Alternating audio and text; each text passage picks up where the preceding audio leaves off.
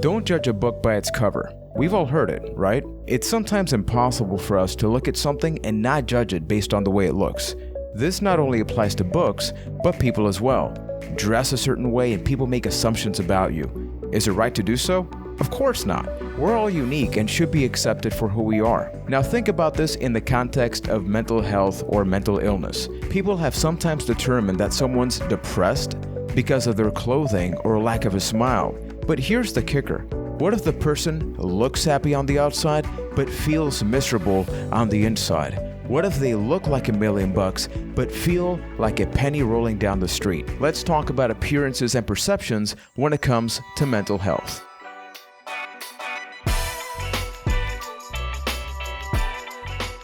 Welcome everybody to the 9th episode of Happy to Fail, the podcast where you and I get to sit down on a weekly basis and get to know each other just a little bit more, and at the same time we unite as a group, as a unit, to figure out ways that we can educate the community about mental health challenges, about mental illness, because sometimes we'll watch a movie and have an idea of what it's like to live with depression, bipolar disorder, anxiety, but it's not until you actually sit down with somebody that's lived through it that you get to really comprehend just how serious this all is. Because even though we all have the right to live happy, healthy, and productive lives, unfortunately, when you go on social media, when you look around the world, so many people have made the decision to end their lives because they felt alone, they felt misunderstood, they felt like no matter what they did to make a positive change in their lives, people just did not comprehend the severity of the situation. And I know that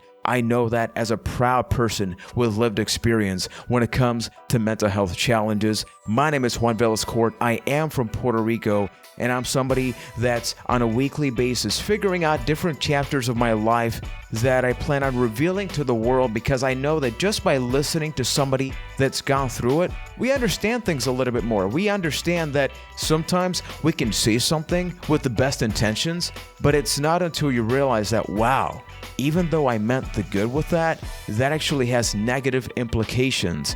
And that led to the development of this episode. But before we talk about the primary topic, this podcast is a weekly journal about my life, and it in no way, shape, or form substitutes psychological, psychiatric, clinical support. So if you're somebody that you feel like you're in a very vulnerable position, please do not hesitate to contact the National Suicide Prevention Lifeline at 1-800-273-8255 or visit suicidepreventionlifeline.org. And if you're in Puerto Rico like myself and you want your support en español, contact AMSCA's 24/7 crisis line, known as Línea Paz, at 1-800-981-0023. Make that call and make a positive change in your life. I want to bring up a couple of examples that I feel will really help everybody get better context about how important this is for me, because I feel like this is something that I constantly struggle with as a person with lived experience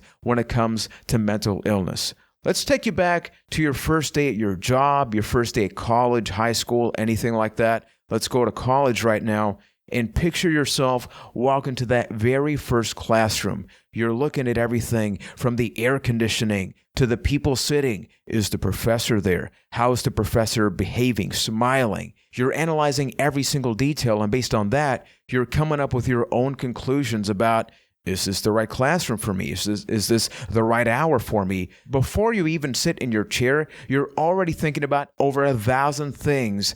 And at that point, you're also thinking, is somebody looking at me? The way that I'm dressed, the way that I'm behaving. Should I sit down too quickly? But if I sit down too quickly, then what's going to happen? What I mean to say with all this is that it's fine. It's normal for us as human beings to go somewhere, and based on first impressions, we jump to conclusions.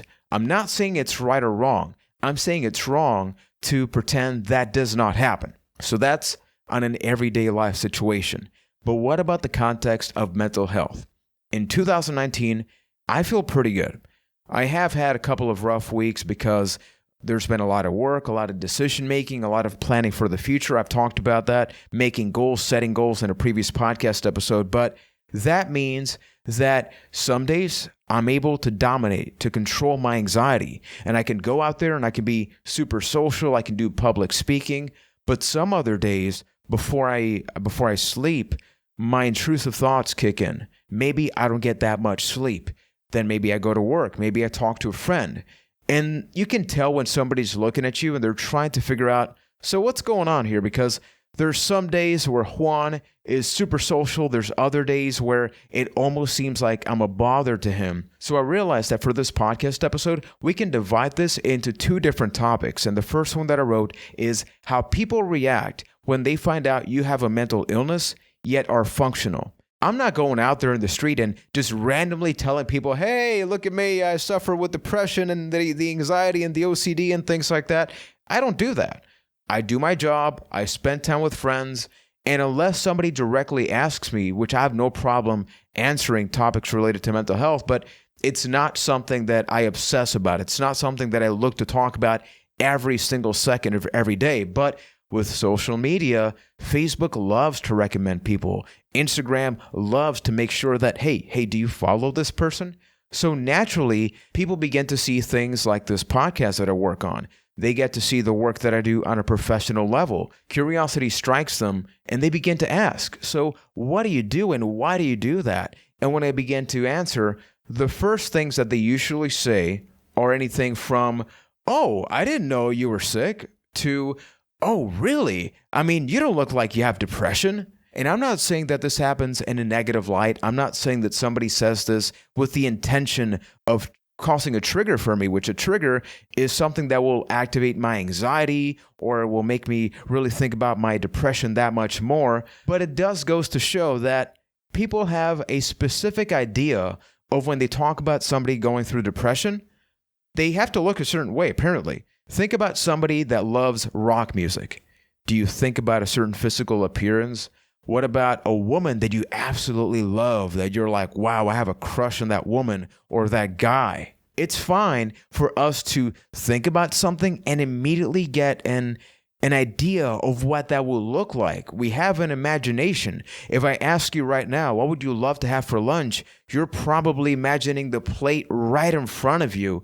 And once again, there's no problem with that. But when we don't control those things, and most importantly, when we don't sit down about these things and think about them, this can lead to discrimination, to becoming prejudiced against people, because you have the thought, but how do you act upon that thought when maybe your first impression is not so positive about somebody or something? And then the other topic is when you're functional, but the mental health challenges temporarily win a battle, yet those around you sometimes don't take you seriously because you look so good. So if you notice, the first one that I mentioned is based on the assumption that people that have mental illness look sick. They physically look repulsive, just down, like you want to just throw them out of your car. The second one is somebody that does look good to me, somebody that I admire, but all of a sudden, that person is saying that they don't feel so well. That person is saying that they need help, yet you physically look at them and go, there's no way this person can need help.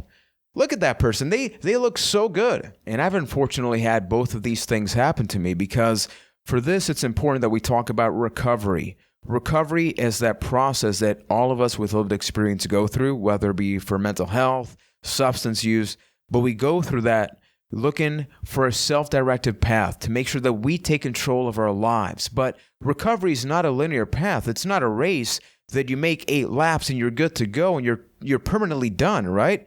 You can be excellent. You can be doing awesome for many, many years, but all of a sudden something happens. Maybe a loved one passes away. Maybe you start to gain weight and immediately takes you back to a very dark period of your life. And that is enough for your mind to go spiraling out of control. Now think about this. You've developed the necessary tools to be able to manage that, to be able to have that self-control. But what if that doesn't work? That's happened to me. And it is really unfortunate, because I think this reminds us that there's still a lot of education that needs to be talked about when it comes to mental health. I've said that I constantly struggle with depression. I live with it. It's not something that was cured in my life. I've been off of medication for about 10 years, but that doesn't mean that I went off of medication and then I'm cool, calm, and collected 24/7. I have days where I got to tell my wife, you know what? I am really doing bad today. I'm not going to be going out. I'd rather miss work. I'd rather cancel a recording session. I'd rather do certain things because you have to recognize your limits. You have to recognize the tools that you have and whether those tools continue to help you or not. But then on the opposite side of the spectrum, you have people that look up to you. You have people that go, wow, look at how awesome that person is doing. And that can really instill a lot of pressure for a loved one that maybe you're listening to this right now as a caregiver, as a family member, and you saw somebody that was doing great for months, and then all of a sudden you go like, wait a minute, but what's going on? You were doing so great. That's what recovery is. Now, I'm not here to say that having a recurrence, that having that roller coaster drastically go down and then the ride goes out of service. I'm not saying that has to happen, but it can. And when it happens, we can't just be disappointed.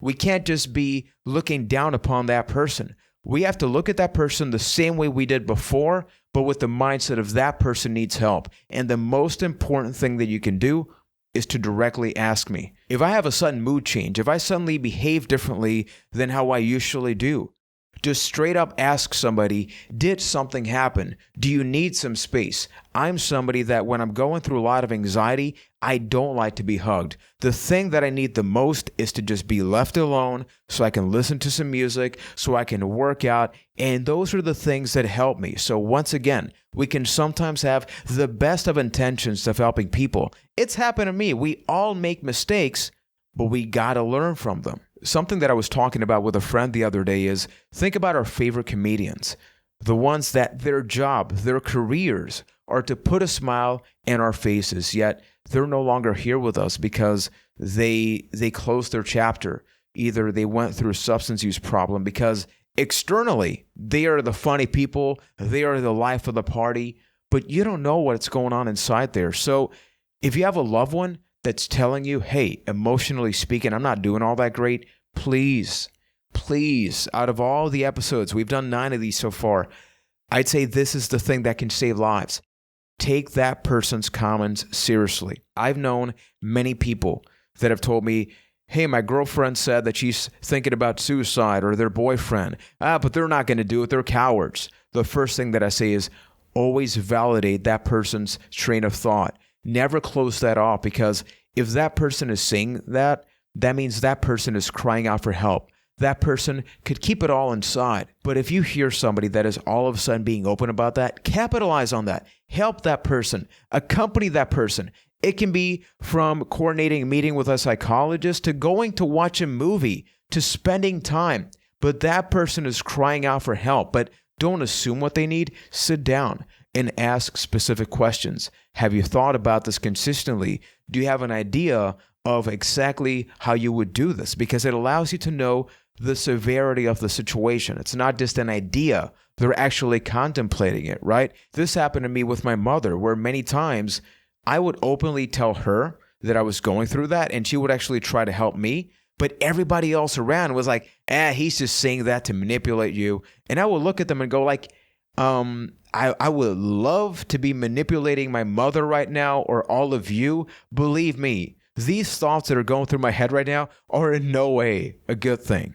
And then this is the other very important part that we sometimes overlook. On one side, we have our mental illness that is just driven upon our life, whether we like it or not. But then on the other side, we have our personality. We have our preferences. In my case, even though on this podcast, on YouTube videos that I do, public speaking arrangements, I try to be a funny person. I try to be an extrovert. I try to engage with people. I try to make people laugh, because I feel like we should all make each other laugh, because that feels just pretty darn good, right? I think we can all agree on that. But that can sometimes rub people the wrong way when they bump to me in the street and I'm just like, hi. Or when I'm bonding with friends and I'm not exactly talking every 5 seconds. I have my days where I can talk nonstop and don't shut up. But for the most part, I'm a very quiet person. I'm the person that when I watch a movie, I rarely react. When I watch professional wrestling, even when it's super over the top, I'm just sort of sitting there. When I play video games, I'm just sitting there having fun, but very rarely will you hear me openly react to things. So When people see me on the street and presenting, and then when they see me in a very closed-off environment, they almost start asking these questions about me, whether I'm antisocial or not. And being an introvert is not the same as being antisocial. Being an introvert means exactly that I don't need to be yelling. I don't need to be having 50 friends. I'd rather have 5 awesome friends that I can really talk about things on an emotional level. Friends that I can text at 1 a.m., midnight. Hey, I'm going through something. But on the flip side, they can also do the same thing with me. And we sometimes try to judge people so hard because we want to figure them out. But you know how you figure people out? You ask them. Just ask people, and maybe they answer. But maybe they don't. And you have to respect that. Think about how many things in your life you've maybe contemplated talking about but are still too afraid to. Maybe some childhood trauma that you went through but you're still too afraid to speak out because people may look at you differently. We all have our two faces, and I'm not saying that one of them is good and one of them is bad. What I'm saying is that all of us present one thing, even though there is another side that we've yet to unleash to the world. There's the saying that I brought up previously about fake it till you make it. And I feel like almost all of us are guilty of that, whether it be for good or bad, because we present ourselves in the best way possible, usually when we have control. But there's always somebody out there that's just so tired of living life through a character. Most of us are tremendous actors because we have to hide what we are within because we're afraid of how people are going to react to us. And one of the main reasons that I felt compelled to work on this podcast episode is that for every Juan, for every you, for every family member that's overcoming this, we have hundreds of people that, I'm not talking about the frowny faces. I'm not talking about the people that visually look like they need help. I'm talking about the people that have the best smiles, the people that are best dressed, the people that are the life of the party, that when you're coordinating a birthday, your first thought is, oh, I want that person because I'm going to have a good time. Always think about the fact that you do not know what that person's going through. And I'm not sitting here to say that we need to have a double take about everybody, or that we always need to overly evaluate everybody. But when we're talking about our loved ones or people close to us, that we have an idea of what their life is like. And then you got to see a behind the scenes look that, hey, this person is going through a loss. You know, maybe their mother passed away recently, but they're only showing smiles. And then you're seeing that this person has not yet accepted that death. You're not going to force this person to talk about that, but always be on the lookout for that person, because at some point there's going to be the perfect opportunity for you to sit down, for you to be able to listen to that person and make a change. Maybe you're going through something right now and you're tired. You are tired of having to hide how you feel because people won't take you seriously. You know, one of the best ways that you can wake people up about this is show them the documentary that I'm about to recommend, which is Bipolar Rock and Roller. This is about one man called Mauro Ranallo. It's available free of charge on YouTube. It was made by Showtime, and it tells the story of his struggle with bipolar disorder. This is a man that has commentated fights featuring Manny Pacquiao, Floyd Money Mayweather. This is the 5-star commentator that you think there's no way this person can have all these internal struggles, yet he's been hospitalized over 8 times because of his bipolar disorder. He constantly thought about suicide, about ending his life, but he saw a source of motivation, which is the career he always aspired to have. And when you're able to sit somebody down and show them that, so people understand that, wow, look at this person. This person has it all, in quotes, because I'm not saying that's the case, but superficially, you could jump to the conclusions that there's no way he can be going through that, yet he is. And I guarantee you, maybe they won't see it immediately, but they're going to be thinking about that, because they're going to be wondering, wow, if that person went through all of that, I wonder what Juan is going through. I wonder what my partner is going through. And that can slowly begin to wake people up. But it's going to take time. Some people wake up in moments. Some people wake up in years. But in order to be able to change the language, the way that people react, making fun of people with lived experiences when it comes to mental health challenges has been normal for decades. So all of a sudden, changing that culture, we got to make sure that we sometimes may lose a battle, But for every battle that we lose, we win 2 of them. And that's winning right there. And that's changing in Puerto Rico. That's going to change in your state. That's going to change in your county, wherever you are. So that the next time that somebody says, oh, but you look so good. Oh, there's no way that you can suffer from depression. Instead of being offended like I initially was, we can begin to have those conversations. Because if they say that, that means that they care about the topic. That means that they're curious about the topic. And it's our job, whether we like it or not, to educate ourselves, to figure out ways, creative ways of making that impact in the community. So not only do you and me have a better road to recovery, but those that are quiet, those that are afraid to speak out are going to be, oh, it's time now. Now I'm going to be talking about my story, which is actually going to be the next podcast episode, episode 10. We're going to be doing 10 of these episodes, people. I'm going to be talking about the strategic ways that I began sharing my story, because this podcast is a little bit different. I do an episode a week, so obviously I'm going to focus on a very specific thing. But say you're somebody that finally wants to open up with your parents, with your spouse, with somebody, but you don't know how. I'm not going to tell you how to do it, but I'm going to tell you how I began to do it. If you like this podcast, or if you think this is helpful for you or somebody else, please consider leaving a review, a 5-star review, if you will, on Stitcher or Apple Podcasts. Stitcher is where I actually consume a lot of podcasts there. So definitely consider doing that if you like the podcast. You can also like the Facebook page, which is facebook.com/happytofail. I do post clips there, so that way, if you have a family member that doesn't believe in any of this nonsense and quotes known as mental illness, maybe share a clip, and that'll wake them up. Maybe that persuades them to listen to a podcast episode, and we begin making a positive change in your life. So up until next time, thank you for listening. Remember that you matter, and take care, everybody.